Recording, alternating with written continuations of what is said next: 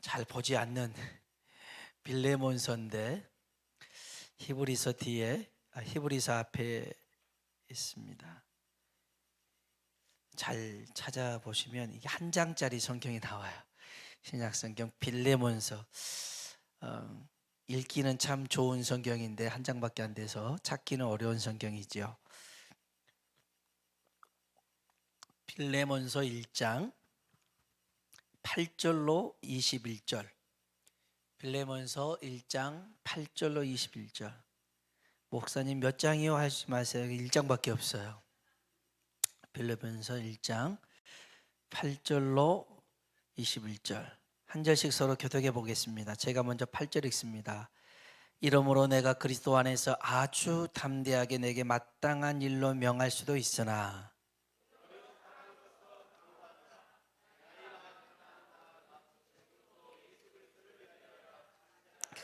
갇힌 중에서 낳은 아들 오네시모를 위하여 내게 간구하노라.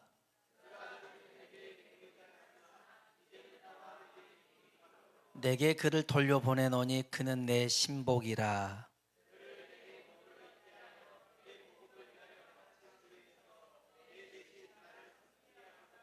다만 내 승낙이 없이는 내가 아무것도 하기를 원하지 아니하노니 이는 너희의 선한 일이 억제같이 되지 아니하고 자의로 되게 하려 함이라.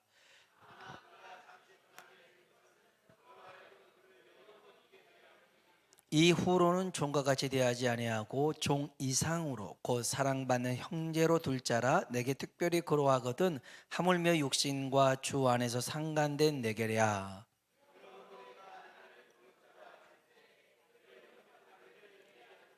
그가 만일 내게 불의를 하였거나 내게 빚진 곳이 있으면 그것을 내 앞으로 계산하라.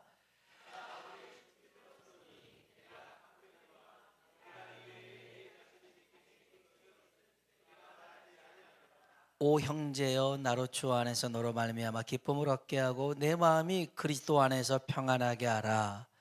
나는 내가 순종할 것을 확신함으로 내게 썼노니 내가 말한 것보다 더 행할 줄을 아노라. 아멘. 아멘. 우리 한번 인사합시다. 옆 사람 보고 하나님의 은혜가 당신에게 임하기를 원합니다. 하나님의 은혜가 당신에게 임하기를 원합니다. 아멘. 아멘. 한 번 더요. 하나님이 당신에게 복 주시기를 원합니다. 하나님이 당신에게 복 주시기를 원합니다. 아멘. 우체부 프레드라는 책이 있는데요. 거기에 보면 마크 샘번이라는 사람이 덴버라는 지역으로 이사를 갑니다. 낡은 집 좀 하지만 괜찮은 집을 이렇게 사서 이제 살아요. 그런데 며칠 안 지났는데 현관문을 두드린 소리가 들립니다. 똑똑똑똑 그래요. 안녕하세요, 샘번 씨. 제 이름은 프레드입니다. 그래요. 알고 보니까 우체부였어요. 저는 이 지역에 우편물을 배달하고 있는데요. 이웃이 된 것을 환영할 겸 어떤 일을 하시는 분인가 살펴보러 왔어요. 그런 겁니다. 근데 이 사람이 말하는 것이 약간 도둑놈처럼 보인 게 아니라 굉장히 친절하고 따뜻하고 배려가 있어 보였어요. 그래서 우체부지만 전에 이런 것들을 느껴보지 못했기 때문에 이 샘번이라는 사람도 얘기를 합니다. 제 직업은요, 직업 컨설팅을 하기도 하고 강연도 합니다. 그러면 집을 여행을 많이 하시겠네요 하니까 한 1년에 160일에서 200일 정도는 여행을 합니다. 그러니까 이 프레드가 고개를 끄덕이면서 선생님, 제게 선생님 스케줄표를 주실 수 있나요? 이런 거예요. 스케줄표를 달라고 하니까 얼마나 이게 좀 우리식으로는 뭐지? 이럴 수 있잖아요. 그런데 이 사람이 하는 말이 제가 선생님께로 온 우편물을 모아다가 선생님 오실 때쯤 우편물을 드릴게요. 그런 거예요. 아니, 그럴 필요 없어요. 그냥 집 앞에 우편함에다 꽂아두세요. 그건 안 돼요. 왜냐하면 우편물이 쌓이면 이 집은 비었으니까 도둑놈 와서 가져가세요라는 신호라는 거예요. 그러니까 집 앞에 우편물이 쌓이면 안 된다는 거죠. 그러니까 그러면 제가 작은 우편물은 우편함 속에 넣어놓겠지만 큰 우편물은 제가 현관 뒤쪽에다 둘게요. 그리고 우편함에 좀 많이 쌓이면 제가 모아뒀다가 당신이 올 때 드리도록 할게요. 이렇게 해준 거예요. 이 샘번이라는 사람이 감동을 받았어요. 낯선 곳이었지만 친절하게 대해준 이 우체부 덕분에 굉장히 행복해졌어요. 그래서 이 샘번이 강연을 하러 갈 때마다 우체부 프레드 얘기를 하기 시작한 거였어요. 그래서 사소하게 작은 것이라 할지라도 남을 배려하는 이러한 친절, 이런 것 때문에 공동체가 변화되는 것들을 많이 경험하게 되더라는 거예요. 여러분, 이런 배려는요, 어떤 공동체 안에서만이 아니라 신앙에도 배려가 필요해요. 여러분, 배려가 있는 신앙은요, 그 신앙을 훨씬 더 돋보이게 만듭니다. 왜냐? 믿음에는 차이가 있거든요. 믿음이 강한 자가 있고 믿음이 약한 자가 있어요. 로마서에도 그렇고 고린도전서도 그렇지만, 근데 믿음이 약한 자를 비판하고 판단하고 책망해서는 안 돼요. 왜 그것도 못해? 이 정도 해야지. 나 정도는 해야 될 거 아니야. 이렇게 책망해서는 안 돼요. 믿음이 강한 자는 오히려 약한 자의 손을 잡고 함께 가야 될 줄로 믿습니다. 그런 교회가, 그런 공동체가 건강한 교회고 공동체가 될 수 있습니다. 우리 교회는 이렇게 서로 손잡고 함께 믿음의 길을 걸어가길 주의 이름으로 축복합니다. 빌레몬서는요, 바울이 감옥에서 썼습니다. 로마 감옥에서 썼는데 총 4권을 썼습니다. 에베소서, 빌립보서, 골로새서, 그리고 한 권 이 빌레몬서입니다. 빌레몬이라는 사람은요, 골로새 교회의 지도자였습니다. 목사였습니다. 근데 좀 그 시대에 괜찮게 살았나 봐요. 그래서 빌레몬에게는 노예가 있었습니다. 종이 있었습니다. 그 종의 이름은 오네시모라는 종이었습니다. 사실 지금 생각하면 목사님이 뭐 집에 종을 뒀다, 이게 이렇게 생각하지 마시고요. 1세기 때 로마 인구의 3분의 1이 노예였습니다. 역사학자가 조사해 보니까 3분의 1, 3명 중에 1명이 노예였어요. 그 정도로 그 시대에는 노예가 많은 시기였습니다. 근데 여러분, 이때 당시의 노예는요, 법적 지위가 없습니다. 보장받는 그런 존재가 아니었어요. 하나의 물건에 불과했습니다. 그래서 도망친 노예는 가혹한 책지식제를 합니다. 그리고 얼굴에 낙인을 찍습니다. 그리고 목에 쇠사슬을 맺고 다리를 부러뜨립니다. 그렇게 해서 성에 풀리지 않으면 광산에 팔아버리고 그 다음에 죽이기도 합니다. 이게 주인에게 있는 고난이었습니다. 자, 빌레몬에게 있었던 오네시모가요, 빌레몬의 집에서 도망을 칩니다. 도망을 칠 때 그냥 도망친 게 아니라 좀 돈 될 만한 것을 훔쳐서 도망쳤어요. 잡으면 어떻게 해야 돼요? 요대로 하면 죽여야죠. 그냥 다리도 부러뜨리고 그냥 이렇게 해야 되는데, 아무튼 도망쳐서 노마로 왔나 봐요. 근데 노마에서 또 나쁜 짓을 했나 봅니다. 그래서 바울이 갇혀있는 감옥 안에 이 오네시모도 들어오게 되었어요. 거기서 이제 바울을 만나고 바울이 복음을 전합니다. 그래서 이 오네시모가 바울을 만나서 회심하게 됩니다. 예수님을 주로 영접하게 되었죠. 그들은 이제 물어봅니다. 너 어디 살아? 어디서 왔어? 뭐하니? 물어보니까 자기는 노예였다라는 거예요. 주인한테서 도망쳤다라는 거예요. 그 주인 이름이 뭔데? 빌레몬이요. 빌레몬? 내가 아는 빌레몬? 물어보니까 아는 빌레몬이었어요. 빌레몬이 누구냐면 바울이 복음을 전해서 회심케 했던 사람들 그 중에 한 사람이 빌레몬이었거든요. 그러니까 바울이 전도했던 사람이 빌레몬인데 또 그 빌레몬의 종 오네시모를 전도한 거죠. 그래서 오네시모를 만나고 난 다음에 보니까 얘가 나쁜 짓은 했지만 심성은 나쁘지가 않아요. 그리고 이제 예수님을 믿기로 확실하게 다짐을 했어요. 그래서 바울이 빌레몬에게 편지를 씁니다. 내가 너한테 오네시모를 보내면서 편지를 쓰니까 이 편지 좀 잘 읽어봐 하는 게 빌레몬서입니다. 우리는 빌레몬서 이제 다 끝나버렸어요. 이렇게 후딱 뭐 짧기도 하지만 후딱 끝내버렸어요. 근데 여러분 이제 여기서 중요한 게 몇 가지가 있어요. 바울에게 있어서 이 오네시모는 어떤 존재였을까? 짧은 시간이었지만 성경 한번 봐보세요. 10절입니다. 같이 한번 읽어봅시다. 갇힌 중에서 아들 오네시모를 위하여 내게 간구하노라. 아멘. 갇힌 중에서 낳은 아들 오네시모.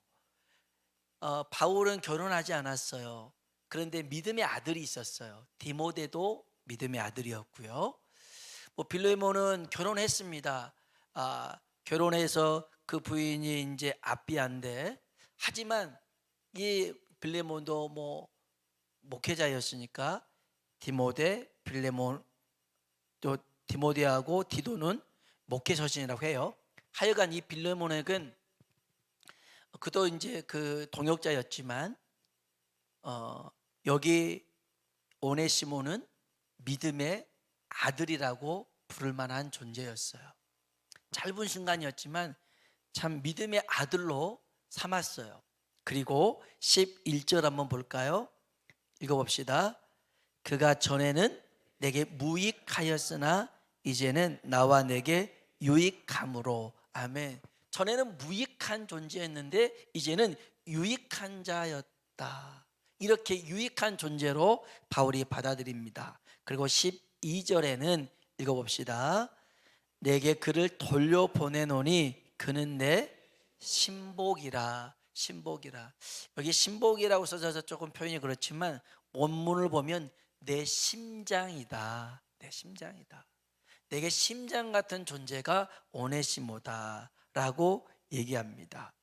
하루아침에 이 노예였던 오네시모가 달라졌습니다.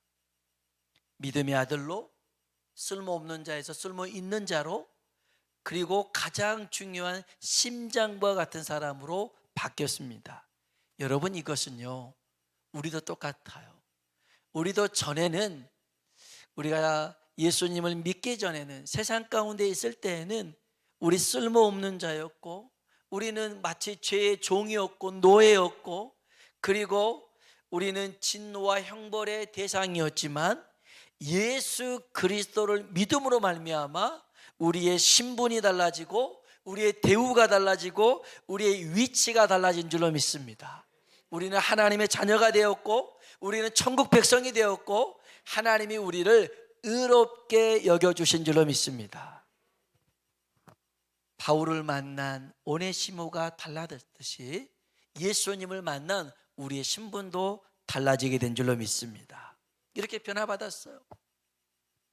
그래서 바울이 빌레몬에게 부탁을 몇 가지 합니다. 13절 한번 읽어볼까요?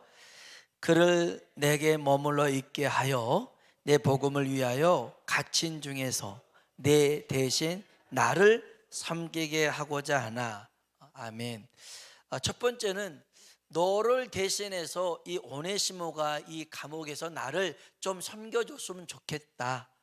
빌레몬도 그렇게 하고 싶었거든요. 근데 여러 가지 사정이 안 됐는데 얘가 여기 있으니까 오네시모 보고 이거 시키자, 나 좀 섬기라고 해주자, 이런 거였어요. 두 번째는요, 이제부터가 조금 어려운 부탁을 하네요. 16절 한번 볼까요? 16절입니다. 읽어봅시다. 이후로는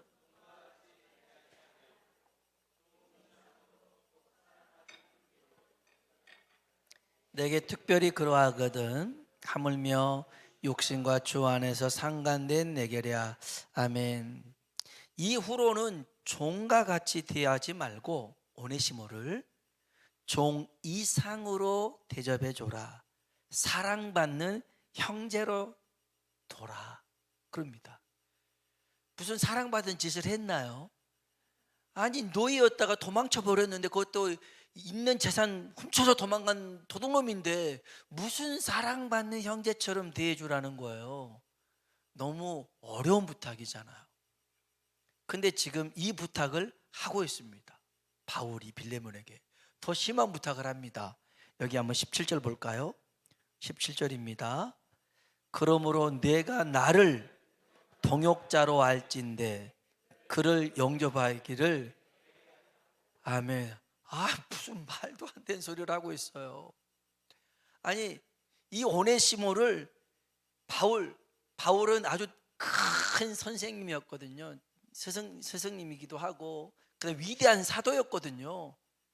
그러니까 조영기 목사님도 그렇게 생각하시면 돼요. 그렇게 큰 분인데 자기 집에 있는 하인이 도망쳐서 했는데 조영기 목사님처럼 대접을 해달라는 거예요.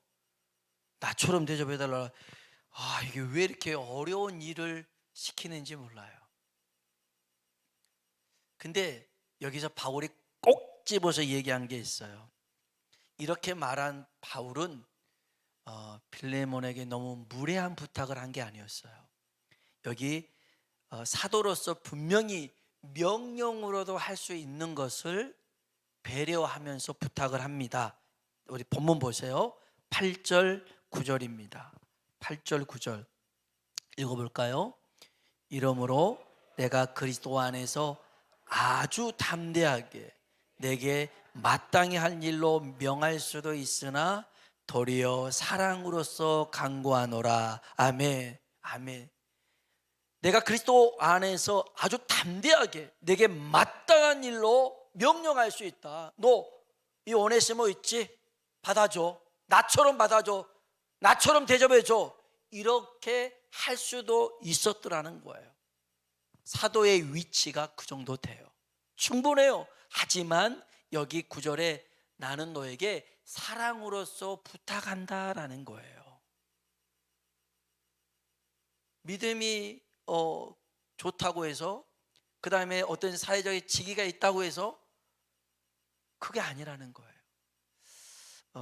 저도 잘은 이제 못하지만 제가 좀 불편하게 보는 것 중에 하나는 이제 물론 이제 교육자끼리 좀 있어서 그럴 때는 모르겠지만 목사님이 성도님들한테 막 나이 많은 성도님한테도 막 반말하는 것들은 저는 조금 편치가 않더라고요. 불편해 보이더라고요.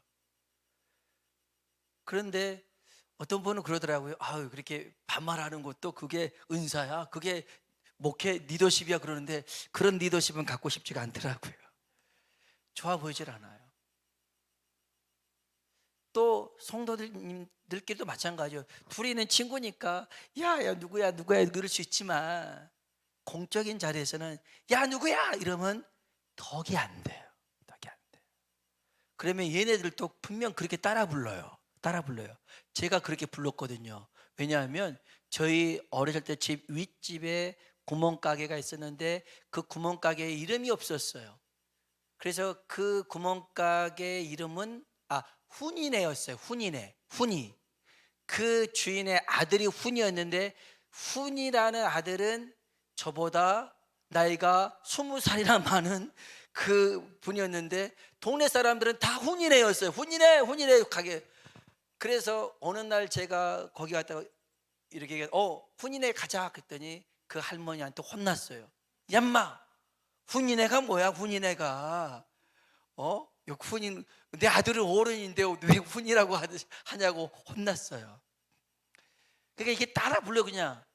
그러니까 교회 안에서도요 될 수 있으면 직분을 불러주셔야 돼요. 집사님, 박 집사님, 뭐 권사님 이렇게 불러주세요. 얌마 일로 와봐. 그러면 안 돼요. 얌마라. 그러면 안 돼요. 제 아는 선배 목사님이 있는데 전주에서인가 사역을 했어요. 전도사로 했는데 사람들이 이제 전도사님 불러줘야 되는데 전도사님이라고 안 불러요. 그 지방은 또 그렇게 부른가 봐요. 어이 전도사님인데 어이. 그래서 그 전도사님 거기에서 어이였어요. 어이가 없네. 진짜 어이였어요. 그러니까 여러분 교회 안에서도요 이런 그 어떤 지위로 함부로 한다는 것은 우리가 조심할 필요가 있어요. 교회는 믿음의 덕을 세우는 것이거든요. 그래서 서로 존중해주고 인정해주는 우리가 되길 주의 이름으로 축복합니다. 근데 사도로서 명령할 수 있었지만 그렇게 하지 않았어요. 사랑으로 부탁을 했고요. 그 다음에 이 바울은 빌레몬에게 네 의견을 물어봅니다. 한번 14절 볼까요? 14절 읽어봅시다. 다만 내 승낙이 없이는 내가 아무것도 하기를 원하지 아니하노니 이는 너의 선한 일이 억지같이 되지 아니하고 자의로 되게 하려 함이라. 아멘. 빌레몬의 승낙을 구했던 거예요. 네가 원한다면 해라. 억지로 하지는 마라. 고의로 하지 말고 네가 스스로 원해서 했으면 좋겠다. 이렇게 빌레몬에게 배려를 해줍니다. 더 나아가 바울은요 이런 얘기합니다. 혹여 오네시모가 너한테 도망쳤을 때에 너에게 손해를 입힌 게 있다면 내가 다 변제할게 이럽니다. 우리 성경 한번 더 봅시다. 18절입니다 18절 한번 읽어볼까요? 그가 만일 내게 불의를 하였거나 내게 빚진 것이 있으면 내 앞으로 계산하라. 아멘. 갚겠다는 거예요. 갚겠다는 거예요. 바울은 이렇게 한 사람 오네시모에 대한 그 일들도 그냥 일로서 일을 진행해 간 게 아니라 그 있는 빌레몬도 배려를 하고 오네시모도 배려를 해가면서 믿음으로 공동체를 튼튼하게 세워가더라는 거예요. 여러분, 기독교는 무례하지 않아요. 예수님을 믿는 그리스도인들은 무례하지 않아요. 그런데 보면 기독교인들은 무례하대요. 그리스도인들은 무례하대요. 말이 거칠대요. 하나님 얘기를 하면서 욕을 한대요. 욕을 한대요. 그래서 세상에서 욕 잘하는 사람은 어디 있냐 보니까 다 교회 안에 있다잖아요. 밖에서 그렇게 욕을 잘하는 사람도 와서 보니까 저 사람이 집사야? 저 사람이 정말 깜짝 놀란다잖아요. 아니요. 무리해서는 안 돼요. 무리해서는 안 돼요. 그런데 오히려 정말 그 은혜를 너무 남용하다 보면, 만용하다 보면 무례해질 수가 있어요. 그러나 여러분, 기독교는 무리하지 않아요. 겸손하고 배려가 있는 종교가 기독교인 줄로 믿습니다. 그러면서 그런 신앙들이 아까 프레드라는 우체부가 그 작가를 샘번이라는 작가를 배려해 줄 때 그 사람도 그렇지만 우체부라는 직업이 더 돋보이잖아요. 대단해 보이잖아요. 마찬가지예요. 우리가 우리의 신앙생활을 해나갈 때 상대방을 배려하고 같이 세워나간다면 우리들이 가지고 있는 신앙이 더 돋보일 수 있더라는 거예요. 그래서 바울은 이런 일들을 지나가면서 물론 이 빌레몬에게 거룩한 부담감을 콕 집어줘요. 한번 보세요. 20절 한번 읽어볼까요? 오 형제여, 나로 주 안에서 너로 말미암아 기쁨을 얻게 하고 내 마음이 그리스도 안에서 평안하게 하라. 아멘. 무슨 말이에요? 해줘. 그럼 나 기쁠 거야. 이거 네가 해주면 나 평안할 거야. 이런 겁니다. 그러면서 아예 못을 박습니다. 21절 읽어볼까요? 나는 내가 순종할 것을 확신함으로 내게 썼노니 내가 말한 것보다 더 행할 줄을 아노라. 아멘. 너 순종할 줄 알아. 알고 쓴 거야. 아마 너는 더 할 거야. 막 이런 거였어요. 하지만 기분 나쁘지는 않았어요. 자기를 존중해 주잖아요. 자기를 이렇게 생각해 주잖아요. 배려가 이렇게 가슴을 따뜻하게 할 수 있어요. 제가 이 과자를 가지고 왔는데 이 친구가 안 왔네요. 오늘 이렇게 선물을 주려고 그랬는데, 제가 지난주에 우리 김막래 권사님 손녀딸이 있는데 신발을 새로 샀더라고요. 발이 운동화가 번쩍번쩍해요. 막 빛이 나고. 그래서 이제 큰애가 서윤이고 둘째가 윤서인데, 윤서야 너 신발 새로 샀어? 야 되게 멋지다. 목사님은 그런 신발 한 번도 사서 신어본 적이 없는데 좋겠다. 목사님 한번 신어봐도 될까? 물어봤어요. 그랬더니 큰애가 소윤이가 1학년이거든요. 걔는 발이 안 맞을 텐데요. 얘는 벌써 오른발은 크다 이걸 알고 있는 거죠. 발이 안 맞을 건데요. 그러더라고요. 근데 둘째 소연이는 6살인데 자기 발에서 신발을 벗어요. 그런데 그리고 저한테 주는 거예요. 신으라고. 감동이더라고요. 제가 꾸역꾸역 발을 넣어가지고 신진 않았어요. 신진 않았는데 다시 돌려주면서 고마워. 야, 참 예쁘다 그랬어요. 근데 얘는 뭔 생각으로 줬는지 모르겠어요. 어른이 신으면 이 신발 찢어질 수도 있을 텐데 어제 샀다고 그랬는데 근데 그 신발을 주더라고요. 오늘도 신고 왔더라고요. 근데 참 그 아이의 순수한 마음이 이렇게 전달돼서 너무너무 좋았어요. 사실 하나님이 우리한테 뭔가 요구하실 때가 있어요. 우리 손에 있는 거 빼앗아 가서 와 기쁘다 이런 하나님이 아니에요. 뭔가 하나님이 달라고 했을 때는 다른 하나를 하나님이 준비해 두시고 우리한테 달라고 한번 물어보실 때예요. 성경 봐보세요. 이삭 밭을 할 때 하나님이 이삭을 원했던 게 아니에요. 아브라함의 마음을 원했지. 그래서 더 주시는 거잖아요. 이건 우리 김막래 권사님이 가져갔다가 우리 윤서를 주시기 바랍니다. 여러분, 신앙은요 배려가 있으면 더 아름다워져요. 더 돋보이는 거예요. 오늘 우리들의 신앙이 무리하지 않고 그러잖아요. 사랑은 오래 참고 온유하며 성내지 아니하며 물에 행치 않아요. 여러분, 정말 서로를 더욱더 아껴주고 귀하게 여길 수 있는 우리가 될 수 있길 주의 이름으로 축원합니다. 우리 같이 한번 찬양을 한번 불러볼까요? 예전에 한번 불렀는데